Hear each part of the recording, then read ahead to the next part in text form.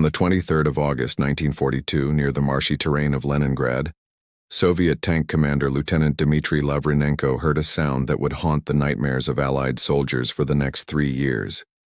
It was a deep, guttural rumble that seemed to shake the very earth beneath his T-34 tank. Through his periscope, he witnessed what would become legend, a massive steel behemoth emerging from the morning mist, its long gun barrel extending like the finger of death itself. This was humanity's first encounter with the Panzerkampfwagen Tiger Ausführung E, a machine that would redefine armored warfare and spread terror across every battlefield it touched. The Tiger tank did not arrive by accident. It was born from desperation and ambition in equal measure. When German forces first clashed with Soviet T-34s and KV-1s during Operation Barbarossa in June 1941, German tank crews experienced a terrifying revelation. Their Panzer IIIs and IVs were outmatched. The Russians had created monsters that German anti-tank rounds simply bounced off like pebbles against castle walls. Wehrmacht commanders frantically sent reports back to Berlin, demanding a response to this Eastern Front nightmare. Hitler himself took personal interest in the project. The Führer, obsessed with superweapons and technological superiority, pushed designers at Henschel and Porsche to create something unprecedented. What emerged from their factories was a 56-ton masterpiece of destruction. The Tiger mounted an 88mm KWK-36 gun, originally designed as an anti-aircraft weapon, which could penetrate 100 millimeters of armor at ranges exceeding 2,000 meters. According to Thomas Jentz's comprehensive study, Germany's Tiger tanks, published by Schiffer Military History, the Tiger's gun could destroy any Allied tank of its era from distances where return fire was impossible. But the gun alone did not create the legend. The Tiger's armor protection was revolutionary for its time. Its frontal armor measured 100 millimeters thick, sloped at angles that deflected incoming rounds. The turret front boasted 120 millimeters of hardened steel. British Churchill tanks, American Shermans, and even Soviet T-34s found their shells ineffective against this protective shell. Crews who survived encounters reported the psychological horror of watching their rounds spark harmlessly off the Tiger's hide, while that massive 88mm gun tracked them with mechanical precision. The tank's design incorporated engineering excellence that reflected German industrial might at its peak. The Tiger featured a Maybach HL 230 P45 gasoline engine producing 700 horsepower, connected to an advanced transmission system that allowed for surprisingly nimble handling despite the vehicle's enormous weight. Its wide tracks distributed weight effectively, enabling movement across terrain that would bog down lesser vehicles. The interleaved road wheel system, while maintenance-intensive, provided exceptional stability and a smooth ride for the gun platform. When the first Tigers rolled into combat in Tunisia during early 1943, Allied intelligence officers struggled to believe the reports filtering back from frontline units. The numbers seemed impossible. Single Tigers destroying entire tank platoons, surviving direct hits from multiple angles, and withdrawing from battles virtually undamaged. This was not propaganda or exaggeration, but the brutal reality of facing a weapon system a generation ahead of its contemporaries. On the 14th of February 1943, American tank crews of the 1st Armored Division received their brutal education in Tiger superiority at Kasserine Pass in Tunisia. Lieutenant Colonel Louis Hightower watched in horror as his column of M4 Sherman tanks approached what intelligence had identified as a light German defensive position. The Americans had been told to expect Panzer IIIs, perhaps a few Panzer IVs. What they encountered instead was a carefully prepared ambush featuring 3 Tiger tanks positioned on elevated ground. The engagement lasted less than 15 minutes but changed American armor doctrine forever. The Tigers opened fire at nearly 2,000 meters, a distance where Sherman crews could barely identify targets through their gun sights. One after another, American tanks exploded as 88mm rounds punched through their frontal armor like paper, igniting ammunition stores and turning each vehicle into a crematorium for its crew. Hightower ordered his remaining tanks to advance, hoping to close the distance where their 75mm guns might be effective. It was a death sentence executed with mathematical precision. British forces in North Africa faced similar devastation. At Medjez el Bab in Tunisia, Churchill tanks from the First Army attempted to outflank German positions, only to discover Tigers lying in wait. The Churchill, Britain's heavily armored infantry support tank, mounted a gun capable of penetrating 50 millimeters of armor at 500 meters. Against the Tiger's frontal protection, it was useless. Crews reported the nightmarish experience of scoring direct hits and watching their shells bounce away while the Tiger's gun methodically destroyed their vehicles one by one. The psychological impact extended far beyond the immediate tactical defeats. Allied tankers began experiencing what military psychiatrists would later classify as acute combat stress reaction, specifically related to Tiger encounters. Men who had fought bravely in previous engagements became hesitant, even paralyzed with fear when reports of Tigers in the area circulated. Intelligence officers noted that mere rumors of Tiger presence could halt Allied advances and prompt requests for air support or artillery barrages that might otherwise be unnecessary. The Tiger's reputation grew with each encounter, often exceeding its actual capabilities through the fog of war. Allied soldiers began attributing every German tank victory to Tigers, even when fighting regular Panzer IVs. This phenomenon, documented extensively in military after-action reports, actually worked to German advantage. The Wehrmacht actively encouraged this myth-making, understanding that psychological warfare could be as effective as actual armor.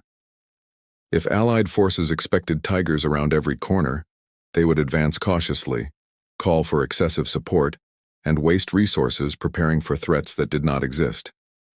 However, the Tiger's dominance came with significant costs that would later contribute to its downfall.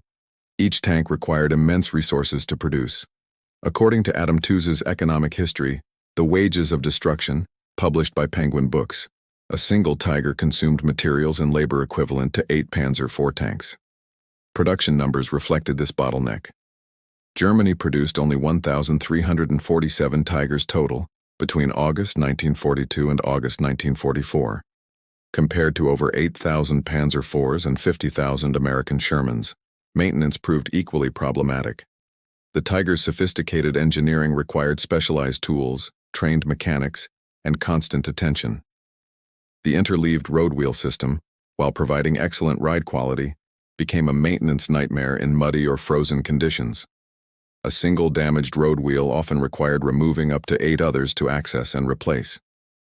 Field commanders reported Tigers sitting disabled, not from combat damage, but from mechanical failures, their crews performing roadside repairs while enemy forces advanced. The fuel consumption was equally problematic, with the Tiger drinking gasoline at prodigious rates that strained German logistics networks already stretched to breaking points across multiple fronts. On the 12th of July, 1943, the largest tank battle in history erupted near the Russian village of Prokhorovka during the Battle of Kursk. Tiger tank commander SS Obersturmführer Michael Wittmann positioned his vehicle on a slight rise, offering clear fields of fire across the rolling steppe. What approached was a Soviet armored wave that seemed endless. Hundreds of T-34 tanks, supported by infantry and self-propelled guns, surging forward in the desperate Soviet tactic of mass assault. Wittmann's Tiger, along with others from the 1st SS Panzer Division Leibstandarte Adolf Hitler, prepared to demonstrate why German tankers called their machines panthers among rabbits. The battle that followed showcased both the Tiger's devastating effectiveness and the harsh mathematics of industrial warfare.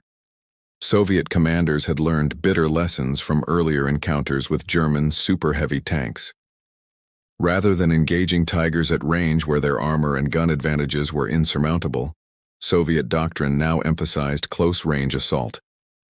Waves of T-34s charged forward, accepting horrific losses to close within 500 meters where their 76mm guns could potentially penetrate Tiger armor at the sides and rear. Wittmann's after-action report documented destroying 8 T-34s and 7 anti-tank guns in less than 2 hours of continuous fighting.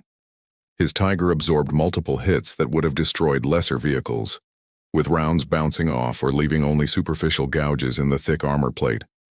The crew worked with practiced efficiency, loader, gunner, and commander, functioning as a single organism dedicated to destruction. Each 88mm round sent downrange represented months of training, tons of industrial capacity, and the culmination of German tactical doctrine. Yet even as individual Tigers demonstrated remarkable combat prowess, the strategic picture told a darker story for Germany. The Soviets lost over 300 tanks at Prokhorovka, but they could replace those losses within weeks from factories beyond the Ural Mountains that churned out armored vehicles at rates German industry could never match. Each Tiger lost, by contrast, represented an irreplaceable asset. Soviet commanders explicitly calculated exchange ratios. If destroying one Tiger required sacrificing 5 T-34s, that was acceptable mathematics when production capacity favored the Soviet Union 10-1. The Tiger's fuel consumption became particularly acute on the vast distances of the Eastern Front. The tank consumed approximately 280 liters of gasoline per 100 kilometers under combat conditions, more in difficult terrain or during extended combat. German logistics struggled to maintain fuel supplies to forward units, especially as Soviet counteroffensives lengthened supply lines and partisan activities disrupted transportation networks. Field commanders faced agonizing decisions. Should Tigers advance to support infantry attacks, knowing fuel shortages might strand them beyond recovery?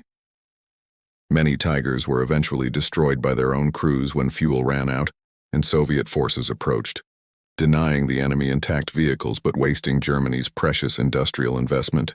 Soviet forces developed increasingly sophisticated anti-Tiger tactics, born from necessity and paid for in blood. Tank hunters armed with PTRD anti-tank rifles targeted vision slits and tracks, attempting to blind or immobilize the beasts for finishing attacks. Engineers laid dense minefields calibrated to detonate under 50-ton vehicles. Artillery batteries received training in indirect fire against known Tiger positions, saturating areas with high explosive shells that, while unlikely to penetrate armor, could damage tracks, optics, and external equipment.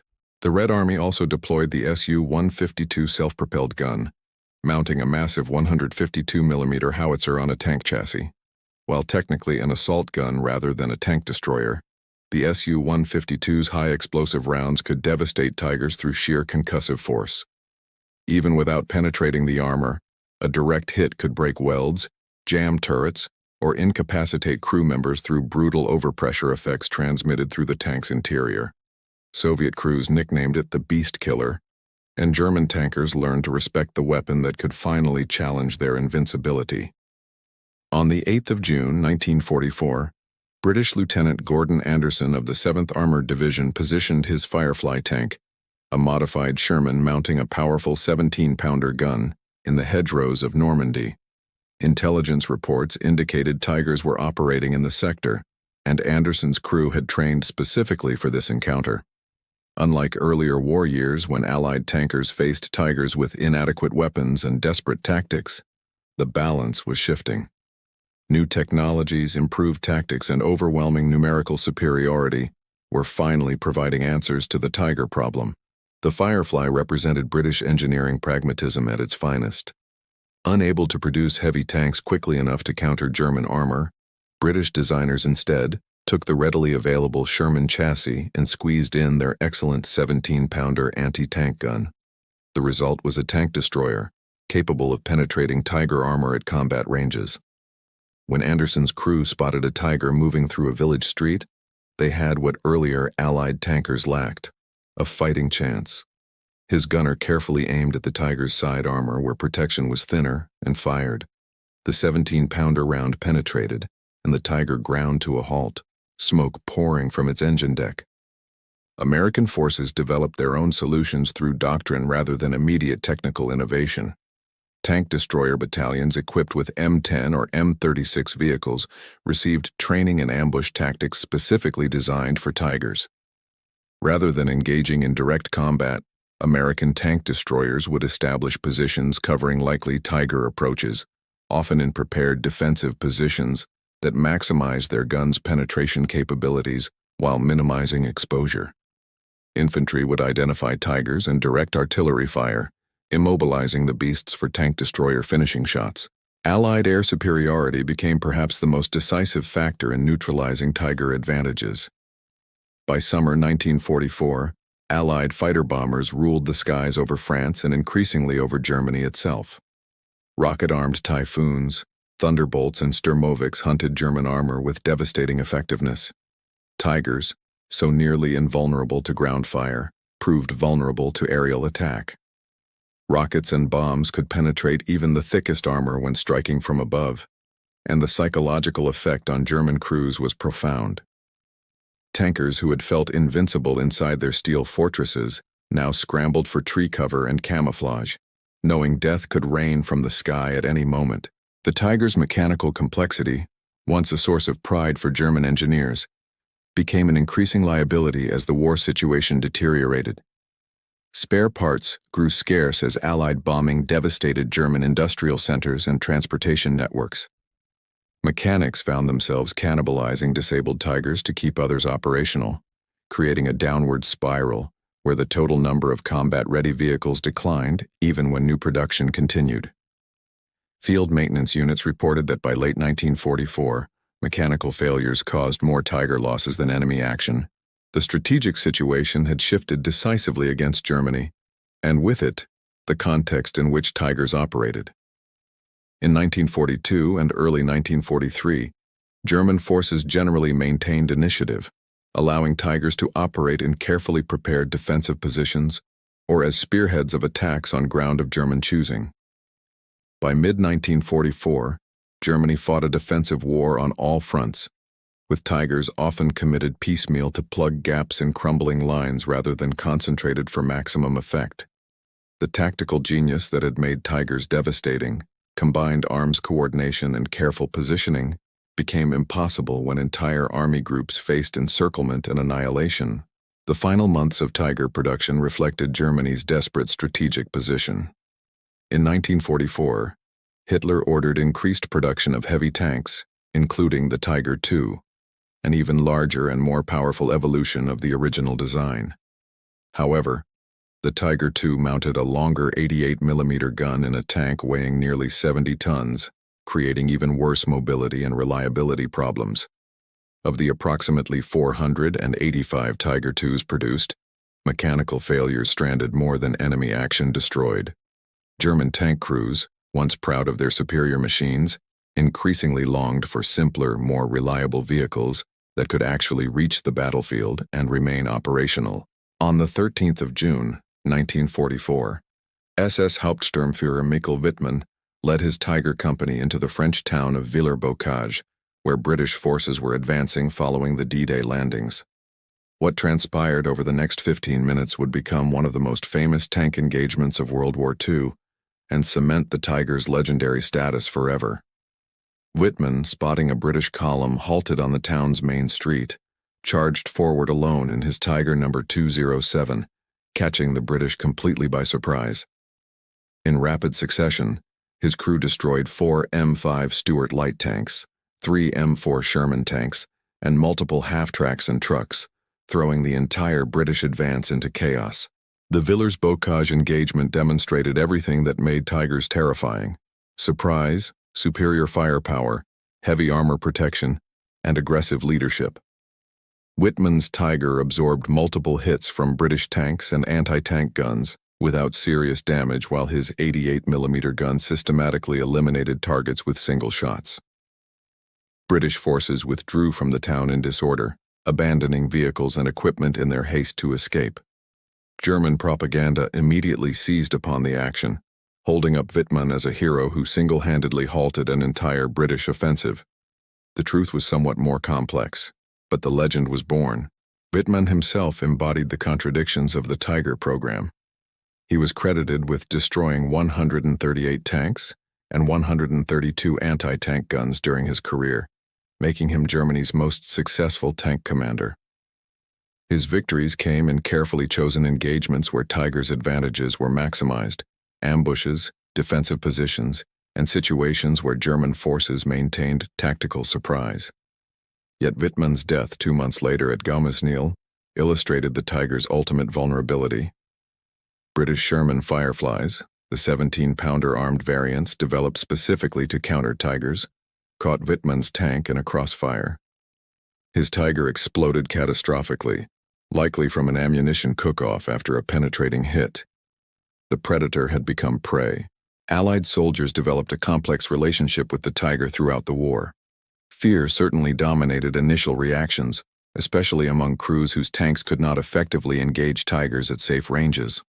However, as the war progressed and Allied forces gained experience, a grudging respect replaced paralyzing terror. Veterans learned to recognize tigers by their distinctive engine sound and exhaust pattern, allowing them to call for appropriate support rather than engaging foolishly. Tank commanders shared hard-won knowledge. Tigers were vulnerable from the sides and rear. They struggled in close terrain where their gun range advantage meant nothing, and their mechanical unreliability meant many tigers never reached the battlefield. The numbers, when examined dispassionately, tell a story different from popular perception. German records indicate tigers achieved kill-to-loss ratios ranging from 5-to-1 to 10-to-1, impressive figures that justified the weapon's fearsome reputation. However, these statistics require context.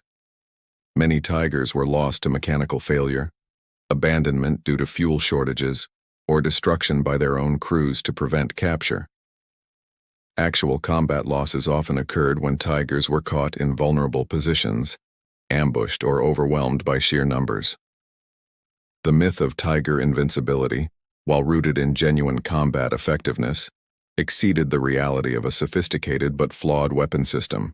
Post-war analysis by military historians has attempted to evaluate whether the Tiger program represented sound strategic thinking or a costly mistake. Germany's investment in Tigers consumed enormous resources that could have produced vastly larger numbers of more practical vehicles. The Panzer IV, while less glamorous, was more reliable, easier to maintain, and adequate for most combat situations. Sherman tanks, though individually inferior to Tigers, were produced in such quantities that they overwhelmed German forces through sheer numbers and logistical sustainability. From this perspective, Tigers represented Hitler's obsession with superweapons and technological supremacy over practical military necessity. Yet defenders of the Tiger program argue that the psychological impact justified the investment. Allied forces committed disproportionate resources to countering Tigers. Specialized tank destroyers, improved anti-tank guns, doctrinal changes, and extensive crew training. Every moment Allied commanders worried about Tigers was time not spent exploiting German weaknesses elsewhere. The very existence of Tigers forced the Allies to develop better weapons faster, potentially prolonging the war but also spurring technological advancement. In this view, Tigers succeeded not through destroying enemy tanks, but through distorting Allied decision-making and resource allocation. On the 3rd of November 1943, engineers at the Henschel production facility in Kassel, Germany, worked under dim lighting to conserve electricity as Allied bombing had damaged local power infrastructure. They assembled Tiger number 845, following the same meticulous process that had produced every Tiger since production began. Each tank required approximately 300,000 man-hours of labor, involving skilled machinists, welders, electricians, and specialists in optical equipment, communication systems, and mechanical transmissions. The complexity reflected German engineering philosophy: build the best possible machine, regardless of production difficulties. The Tiger's construction revealed both German industrial sophistication and the program's fundamental unsustainability. The hull required massive steel plates machined and welded with extreme precision to maintain structural integrity. Unlike Soviet tanks that used simple, sloped armor designs optimized for rapid production, Tigers featured complex flat armor arrangements that required more material and labor, but provided superior protection from all angles. The turret alone weighed over 11 tons and required specialized machinery to construct, machine, and balance. German factories possessed this capability, but in limited quantities that could never match Allied production volumes. The Maybach engine that powered every Tiger represented a masterpiece of mechanical engineering, but also a production bottleneck. The HL-230 engine developed specifically for the Tiger featured 12 cylinders in a V configuration, producing 700 horsepower at 3,000 revolutions per minute. Its construction required precision machining, specialized alloys, and quality control standards that German industry struggled to maintain as the war situation deteriorated. Engine production consistently lagged behind hull and turret availability, leaving partially completed Tigers waiting in factory yards for power plants that arrived weeks or months late. The transmission system presented even worse challenges. Tigers featured a sophisticated synchronous gearbox with 8 forward speeds and 4 reverse speeds, allowing precise control of the massive vehicle. The Maybach-Olvar gearbox was an engineering marvel, but hideously complex and prone to failure under the stress of combat operations. Field mechanics reported that transmission failures were the single most common cause of Tiger breakdowns, often requiring complete removal and replacement of the entire unit, a process that could take days even with proper equipment and spare parts. Track design represented another engineering triumph that created operational headaches. Tigers used 2 different track widths: narrow tracks for rail transport and wide combat tracks. Crews had to change tracks whenever Tigers moved by rail, a time-consuming process that left the vehicles vulnerable and consumed precious maintenance hours. The interleaved road wheel system, while providing excellent ride quality and weight distribution, became clogged with mud that froze solid in Russian winters, immobilizing tanks until crews could thaw and clear the wheels. Soviet tankers learned to target these wheels specifically, knowing that damage to the complex system could disable Tigers without penetrating the main armor. Optical equipment highlighted the gap between German technological sophistication and practical production capacity. Tigers mounted advanced gun sights produced by Zeiss and other precision optical firms, offering superior target acquisition and accuracy compared to Allied equivalents. However, these instruments were delicate, required careful calibration, and were nearly impossible to repair in field conditions. Damaged gun sights often meant disabled Tigers, as the main gun's accuracy depended entirely on optical systems that few units could replace or repair. As Allied bombing targeted German industrial centers, optical equipment production declined, leaving Tigers with working guns but increasingly inadequate sighting equipment. The logistical burden of supporting Tigers in the field often exceeded the benefits they provided in combat. Each Tiger required approximately 500 liters of fuel to operate for 100 kilometers, compared to 150 liters for a Sherman. Ammunition loads were correspondingly heavy. Each 88mm round weighed approximately 15 kilograms, meaning a full combat load represented over 1 ton of ammunition. Spare parts, tool kits, and maintenance equipment added additional weight to supply convoys already struggling to reach frontline units. German logistics officers calculated that supporting 1 Tiger in combat required transport capacity equivalent to supporting 8 Panzer IVs, a ratio that became untenable as fuel shortages and Allied interdiction degraded German supply lines throughout 1944 and 1945. On the 19th of January 1944, Unteroffizier Hans Bülter climbed into his position as gunner in Tiger, No. 331, part of the 501st Heavy Panzer Battalion operating near Anzio, Italy. For Bülter and his crew, the Tiger was simultaneously a sanctuary and a prison, a technological marvel and a constant source of anxiety. Inside the tank, they inhabited a cramped steel world measured in centimeters, where every action followed precise choreography developed through exhaustive training. The relationship between crew members meant the difference between life and death, effectiveness and failure. The Tiger's interior reflected its external complexity. The commander sat in the turret's right rear, surrounded by communication equipment, vision devices, and controls for the turret's powered traverse system. From this position, he coordinated the entire crew while maintaining situational awareness through multiple periscopes and the rotating cupola that allowed 360-degree observation. The responsibility was enormous, identifying threats, selecting targets, coordinating with other vehicles and infantry, and making split-second tactical decisions that determined whether the crew lived or died. Beside the commander sat the gunner, occupying the most critical position in the tank's combat effectiveness. Bülter peered through the Turmzilfernrohr 9D binocular gun sight, an optical instrument of such precision that it allowed accurate target engagement at ranges exceeding 2,000 meters. The gunner operated the manual turret traverse for fine adjustments, the main gun elevation controls, and the firing mechanism. Success required not just technical skill, but an intuitive understanding of ballistics, target behavior, and the Tiger's gun characteristics. Elite gunners like Bolter could identify target types at extreme range, estimate distance within meters, and place rounds with sniper-like precision. The loader's position demanded brutal physical labor and unflagging endurance. Each 88mm round weighed 15 kilograms, and combat engagements might require firing 20, 30, or more rounds in rapid succession.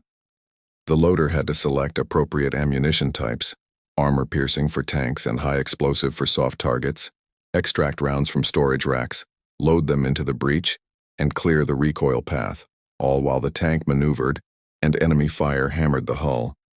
Physical fitness and determination separated adequate loaders from exceptional ones, and crew survival often depended on maintaining high rates of fire under extreme stress. The driver occupied the hull's front left position, controlling the Tiger through a complex array of pedals, levers, and controls that required extensive training to master. Driving 56 tons of steel through combat conditions demanded strength, endurance, and split-second decision-making. The driver had to navigate by limited vision through narrow periscopes, respond instantly to commander instructions, and maintain awareness of terrain that might bog down or immobilize the massive vehicle. Good drivers kept their Tigers mobile and positioned advantageously. Poor drivers got their crews killed through mechanical abuse or tactical mistakes.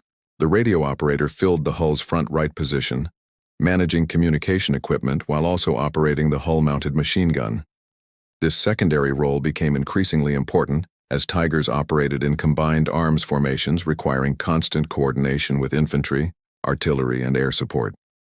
Radio operators monitored multiple frequencies, relayed orders from battalion command to the crew commander, and maintained communication nets that allowed Tigers to function as part of coordinated tactical units rather than isolated steel islands. Crew cohesion represented the intangible factor that separated effective Tigers from merely operational ones. The 5 men lived together, fought together, and often died together, forming bonds that transcended normal military hierarchy. Veterans spoke of crews functioning as single organisms, each member anticipating others' actions and needs without conscious communication. This cohesion developed through shared training, combat experience, and the intimate proximity of operating inside 12 cubic meters of steel for hours or days at a time. Replacement crews, cobbled together from individuals after casualties, rarely achieved the same effectiveness until combat experiences forged new bonds or destroyed the crew entirely. On the 16th of December 1944, Tiger tanks from the 501st SS Heavy Panzer Battalion rumbled through snowy forests in Belgium's Ardennes region, spearheading Hitler's final major offensive in the West. The Battle of the Bulge represented Germany's last attempt to split Allied forces and force a negotiated peace, and Tigers played a central role in the desperate gamble. Tank Commander Joachim Peiper led his battle group, including multiple Tigers, in a rapid advance that initially caught American forces by surprise and seemed to vindicate German faith in heavy armor. The offensive's early successes demonstrated that Tigers remained formidable weapons when properly employed. At Stavelot, Tigers destroyed American roadblocks and scattered defenders, exploiting breakthrough momentum that German forces had not achieved since 1942. The psychological impact remained potent. American units that had never faced Tigers before experienced the same terror that Allied forces felt in Tunisia 2 years earlier. Reports of Tigers in the area prompted withdrawals, requests for air support, and defensive preparations that exceeded the actual German threat. However, the Ardennes offensive also revealed how completely the strategic situation had shifted against Germany. Tigers that would have been invincible in 1942 now faced overwhelming Allied advantages. American artillery, guided by improved communications and fire control systems, hammered German columns with devastating accuracy. Fighter bombers, grounded initially by bad weather, appeared as skies cleared and transformed German roads into killing grounds. Most critically, German fuel shortages paralyzed the offensive. Tigers designed for fluid warfare found themselves stranded as supply convoys failed to reach frontline units, their powerful engines useless without gasoline. Peiper's battle group met its end at L'Église. where American forces surrounded the Germans after their advance stalled due to fuel shortages and overwhelming Allied reinforcements. Piper faced an agonizing decision: continue fighting with immobile tanks until ammunition ran out, or abandon his Tigers and attempt to extract his men on foot. He chose the latter, ordering crews to destroy their vehicles to prevent capture. American soldiers later discovered over 24 Tigers and other armored vehicles, deliberately sabotaged, representing millions of Reichsmarks and thousands of man-hours of production wasted because Germany could not deliver fuel to its frontline units. The final months of the war saw Tigers committed to increasingly desperate defensive battles as Soviet and Western Allied forces closed on Germany from all directions. At the Seelow Heights in April 1945, Tigers from various units attempted to halt the Red Army's drive toward Berlin. They fought skillfully and destroyed significant numbers of Soviet tanks, but the outcome was never in doubt. For every Tiger, the Soviets deployed dozens of tanks, hundreds of artillery pieces, and thousands of infantry supported by overwhelming air power. German tankers fought knowing defeat was inevitable, motivated by hopes of allowing civilian evacuations or simple refusal to surrender. The battle for Berlin itself saw the final operational Tigers committed to street fighting, a role for which they were spectacularly unsuited. The Tiger's main gun, designed for long-range engagements on open terrain, offered little advantage in close urban combat where Soviet infantry could approach with anti-tank weapons and Molotov cocktails. The massive tanks struggled through rubble-choked streets, unable to maneuver or employ their strengths. Most were abandoned when fuel or ammunition ran out, or destroyed by their crews as Soviet forces overran positions. The last Tigers died anonymously in burning German cities, far from the sweeping tank battles where they had earned their fearsome reputations. Veterans who survived reflected on the Tiger experience with complex emotions. Pride in having operated the most powerful tank of its era, mixed with frustration at mechanical unreliability and bitterness at strategic misuse. Many questioned whether the resources consumed by Tigers might have been better spent on more practical weapons and adequate supplies for existing forces. Otto Carius, one of Germany's highest-scoring tank commanders with over 150 vehicle kills, later wrote that he would have preferred 3 reliable medium tanks over 1 sophisticated Tiger. The sentiment captured the eternal military tension between quality and quantity, technological superiority and practical logistics. On the 21st of February 1945, British Major Nigel Thornton examined a captured Tiger at a testing facility in southern England, part of the comprehensive Allied effort to understand and counter German heavy armor. Intelligence services had been desperate to acquire intact Tigers since first encountering them in 1942, but the German practice of destroying disabled vehicles to prevent capture made complete examples rare. This particular Tiger, captured when its crew abandoned it after mechanical failure in Normandy, provided invaluable insights into the beast that had terrorized Allied tankers for 3 years. Testing revealed both impressive capabilities and surprising weaknesses. The 88mm gun proved as devastating as frontline reports suggested, consistently penetrating thick armor plates at ranges where Allied tanks could not respond effectively. Trials against captured German armor demonstrated why Tiger crews felt invincible. Their frontal armor was essentially immune to standard Allied tank guns at typical combat ranges. However, testing also confirmed that side and rear armor, while still substantial, could be penetrated by existing Allied weapons when engagements occurred at close range or from favorable angles. The mechanical complexity that German engineers viewed as sophisticated precision appeared to Allied evaluators as over-engineering bordering on self-defeating. The Tiger's transmission, while theoretically superior to Allied designs, proved fragile and prone to failure under hard use. British engineers calculated that a Tiger required roughly 10 times the maintenance hours of a Sherman for equivalent operational time. The interleaved road wheel system, while providing excellent ride quality, struck Allied observers as needlessly complex and maintenance-intensive. One British report concluded that the Tiger represented the triumph of engineering over common sense. American military doctrine evolved significantly in response to the Tiger threat.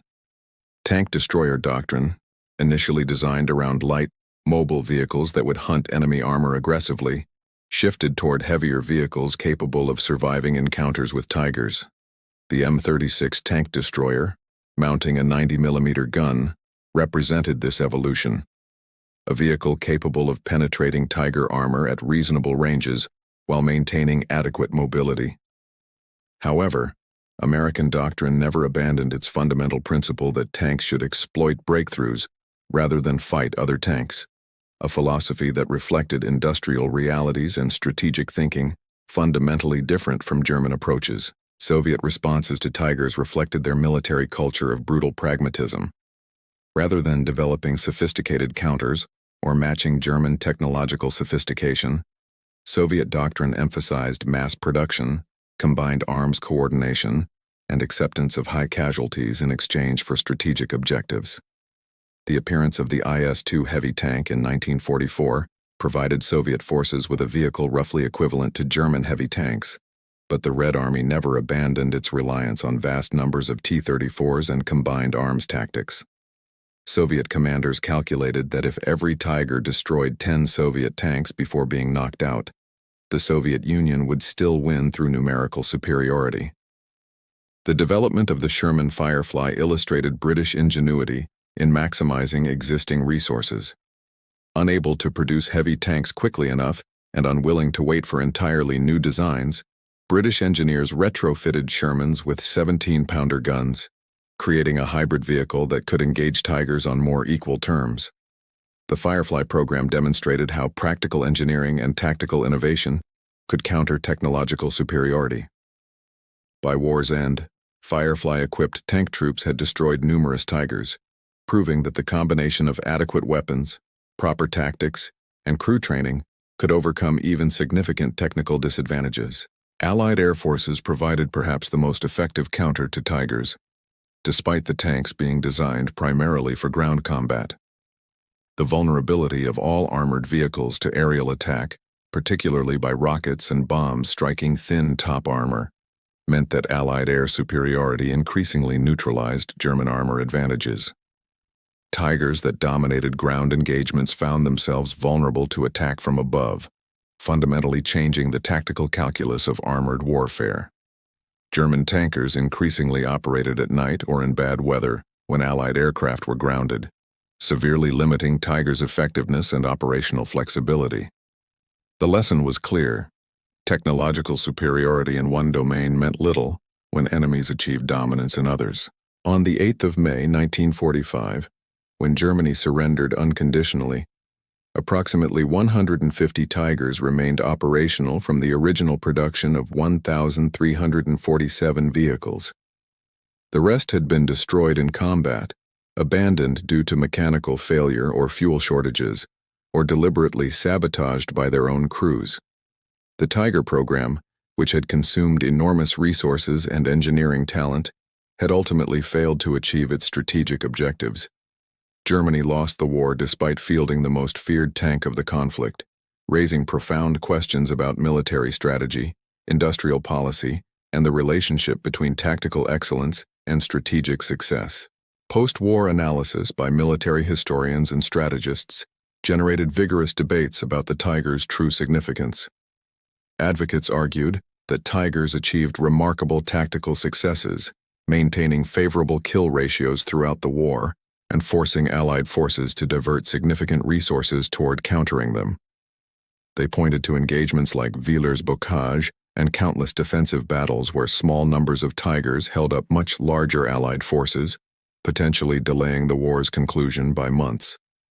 In this view, the Tiger represented exactly what desperate strategic circumstances required: a force multiplier that maximized limited German manpower and allowed skilled crews to achieve disproportionate results.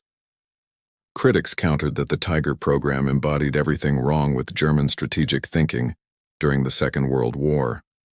The resources consumed by 1,300 Tigers could have produced over 10,000 Panzer IVs or Sturmgeschütz assault guns, vehicles adequate for most combat situations and far more reliable in extended operations. Germany's industrial capacity, always inferior to the combined Allied production, was squandered on complex weapons that required excessive maintenance and consumed fuel that Germany, increasingly, could not provide. From this perspective, Tigers represented Hitler's obsession with wonder weapons and technological superiority over the unglamorous logistics and industrial mobilization that actually determined modern war outcomes. The Tiger's influence on post-war tank design proved surprisingly limited despite its combat reputation.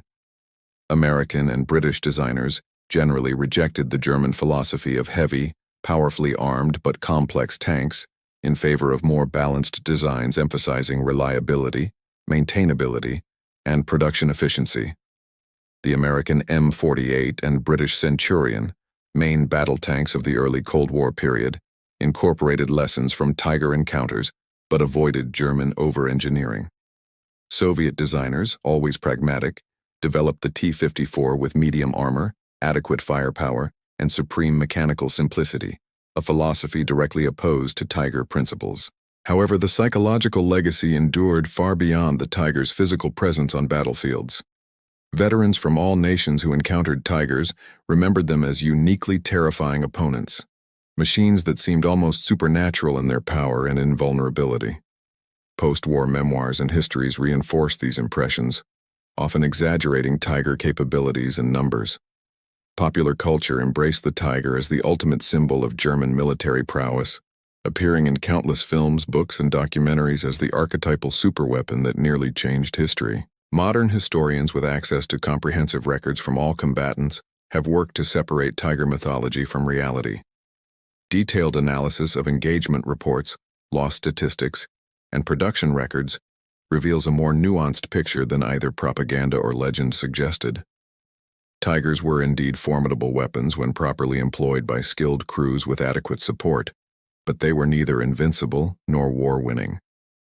Their greatest impact may have been psychological rather than material, creating a reputation that magnified their actual battlefield presence and influenced Allied tactical decisions out of proportion to the Tiger's real numbers and capabilities.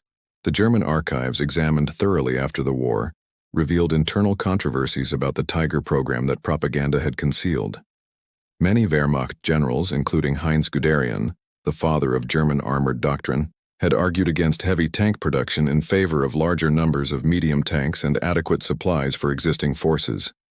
These dissenting voices were overruled by Hitler's personal intervention and his faith in technological superiority over strategic sustainability. The decision reflected broader patterns in Nazi Germany's approach to warfare, preferring dramatic, prestigious projects over mundane but essential logistics and industrial mobilization.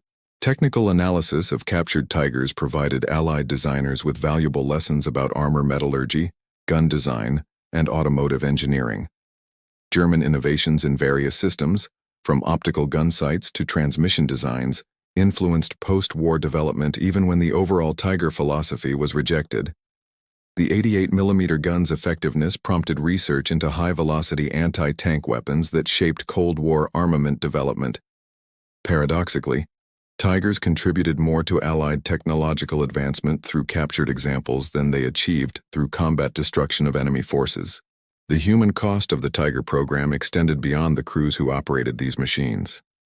German industry's focus on complex heavy tanks diverted resources from defensive weapons, aircraft, and other systems that might have better served Germany's increasingly desperate strategic position.